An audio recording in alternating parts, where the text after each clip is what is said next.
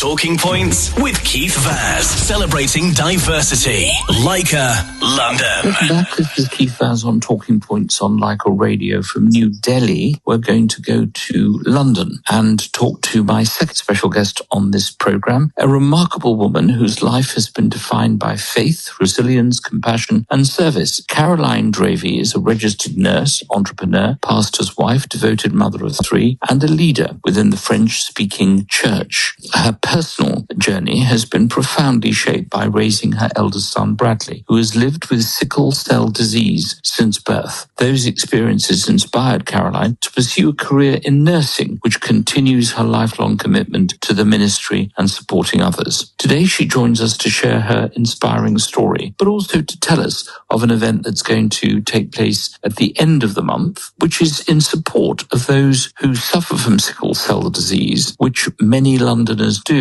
but are unaware of it. Let's go over to Stockwell in South London and talk to Caroline Dravie. Good morning, Caroline Dravie. Good morning, Keith. Thank you for having me. It's a pleasure. Thank you for joining us, and bonjour to you. Bonjour.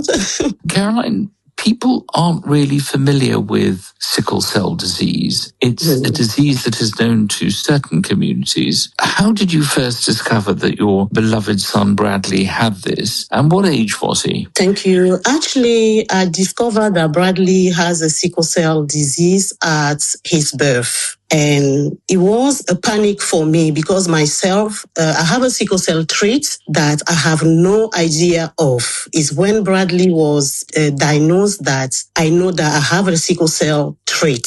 So it was a really, really panic for me because seeing people going through sickle cell disease back home, I'm originally from Togo. So I've seen how they went through a lot of pain, a lot of difficulties. And I say to myself, as a young woman, I have a child, how am I going to deal with this situation? For those who don't know much about this disease, and it's not a very well-known illness, what are the symptoms for people to recognize? What happens when you've got sickle cell disease? When you got sickle cell disease, actually our hemoglobins are normally in a round shape. But unfortunately, with the sickle cell disease, the shape of hemoglobin becomes like a half moon. So that's how the sickle started. And the oxygen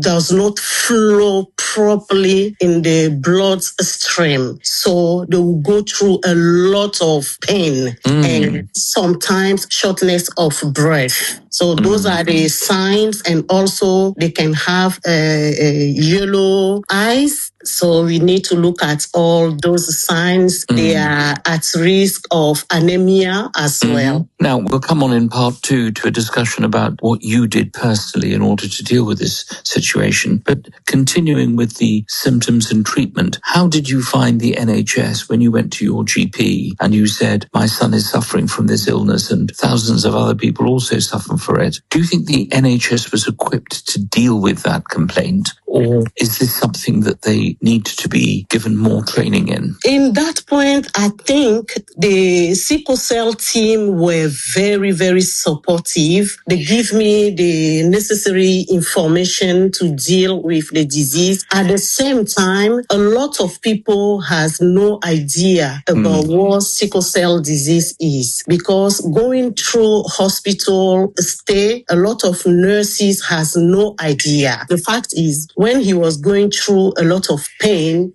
they think he's doing too much.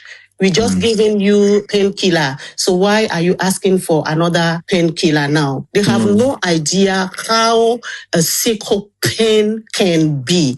And for me, it's really important that people should be educated in terms of a sickle cell. And we need to also, sickle cell only affects Black people and minorities. So it doesn't affect white people. So I can understand why people has no idea about the good understanding of the sickle cell. But still, the education needs to be given to a lot of people to understand more what sickle cell it is in order to deal with it. This is Keith Vaz on Talking Points on Like a Radio. I'm talking to Caroline Dravie, an entrepreneur, pastor's wife, and leader of a French-speaking church. She's also a registered nurse, about the struggles she's had with her son Bradley, who was discovered to have sickle cell disease. When we come back in part 2, we'll ask her about her personal journey. How did she manage to cope with this, what she did, and what she recommends for the rest of us. But if you're going past Ilford Cricket Club on the 31st of August, you will see a big event there to support those with sickle cell disease.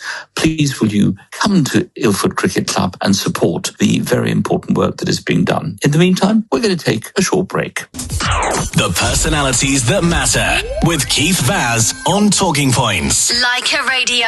Welcome back. This is Keith Vaz on Talking Points on Like a Radio. I'm talking to Caroline Dravie, an entrepreneur, pastor's wife, leader in the French-speaking church, also a registered nurse, about sickle cell disease that affects thousands of Londoners and has affected her son Bradley. Now, as a result of your son Bradley discovering that he had sickle cell disease, you then decided to become a registered nurse. Why did you become a nurse? I become a nurse because Bradley has gone through, and the way the healthcare team has taken care of Bradley has really, really inspired me to become a registered nurse. At some point, I decided to go through healthcare assistant career. And after that, I said to myself, this is not enough. I have developed compassion, and that passion is there to support people. So becoming a registered nurse, and I went through nursing degree, and today I can say I am a registered nurse looking after patients. And another thing I can add to this is that seeing Bradley going through a lot of pain has made me develop a compassion. And that compassion, I would like to apply it or share it with people going through a lot of difficulty, health difficulty. That's why I really decided to become a registered nurse and manifest that compassion toward my client, which I am doing today. But you also have this remarkable faith. You are part of the French-speaking religious community, Christian community. How important has your faith been for you during this very difficult time? People often turn to their churches, their mosques, their synagogues at a time like this. How important has that been in order to carry you across the threshold of pain? For me, faith is the key. I will say that my faith in God has really, really helped me. I have focused in God through my prayers.